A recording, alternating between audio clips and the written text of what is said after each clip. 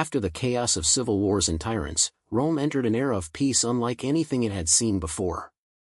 Historians would later call it the Age of the Five Good Emperors, a time when power passed not through bloodlines or coups, but through merit, wisdom, and stability. From 96 to 180 CE, the empire reached its greatest territorial extent, its highest prosperity, and perhaps, its most fragile balance. The first of these rulers was Nerva, an elderly senator chosen after the assassination of Domitian. He wasn't a general or a conqueror, but a man of restraint and reason. Nerva restored the Senate's dignity, ended the fear of purges, and emphasized law over violence. His reign was short, only 2 years, but he made one decision that would change the empire's future. He adopted a capable general named Trajan as his heir. Trajan was everything the Romans admired: disciplined, brave, and ambitious. Under his rule, the empire expanded to its greatest size. He led successful campaigns in Dacia, modern Romania, bringing immense wealth into Rome, and pushed east into Mesopotamia. His victories funded massive public works, roads, bridges, baths, and the magnificent Trajan's Forum. The centerpiece, Trajan's Column, still stands today, carved with scenes of his conquests, a symbol of Rome at its height. But Trajan wasn't just a conqueror, he was a builder of unity. He improved welfare for the poor, created programs to feed and educate children, and maintained strong relations with the Senate. When he died in 117 CE, the empire stretched from the Atlantic Ocean to the Persian Gulf, the largest it would ever be. His successor, Hadrian, saw things differently. Where Trajan had sought expansion, Hadrian focused on consolidation. He pulled back from overextended borders and strengthened defenses. The most famous example of this stands in Britain, Hadrian's Wall, a massive stone barrier marking the empire's northern frontier. It wasn't just a wall, it was a statement: this is the limit of Rome, and we will hold it. Hadrian was also a lover of art, architecture, and Greek culture. He traveled constantly across the empire, inspecting provinces, funding temples, and promoting unity through culture rather than war. His reign gave rise to a quieter, more intellectual Rome, one that valued order, beauty, and endurance. After Hadrian came Antoninus Pius, perhaps the most peaceful ruler in Roman history. His 23-year reign saw no major wars, no civil unrest, no assassinations. Under Antoninus, Rome enjoyed a golden calm.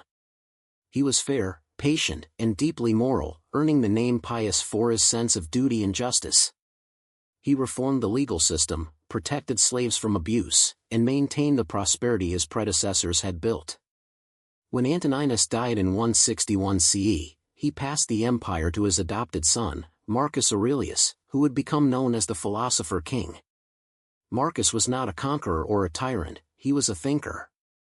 Influenced by Stoic philosophy, he believed in reason, duty, and self-control.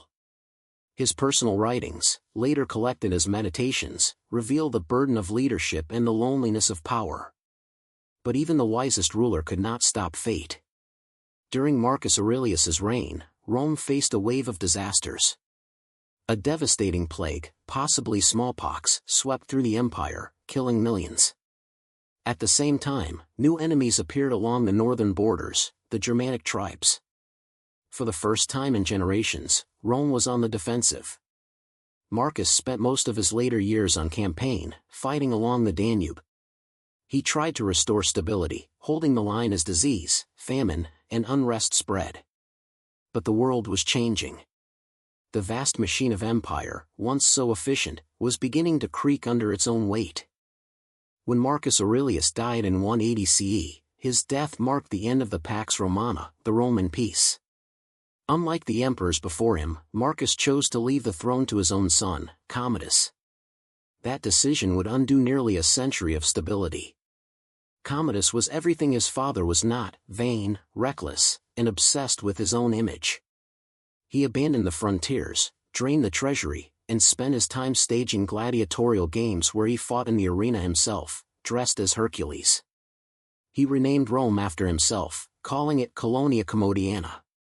The Senate despised him, the army mocked him, and the people grew weary of his excess.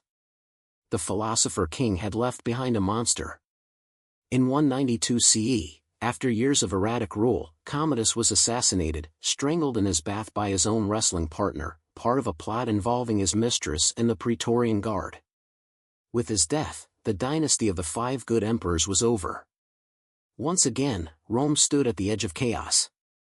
Without a clear heir, generals and governors turned their armies against one another, each claiming the right to rule. Civil war erupted across the empire. This time, the conflicts would last for decades. The Golden Age had ended not with invasion, but with decay from within. Rome had reached its greatest height, and from there, it began to fall. In the next episode, we'll witness that fall, the crisis of the 3rd century, the division of the empire, and the long collapse of the Western Roman world. From glory to ruin, the story of Rome's end is a warning that even the greatest powers are never truly eternal.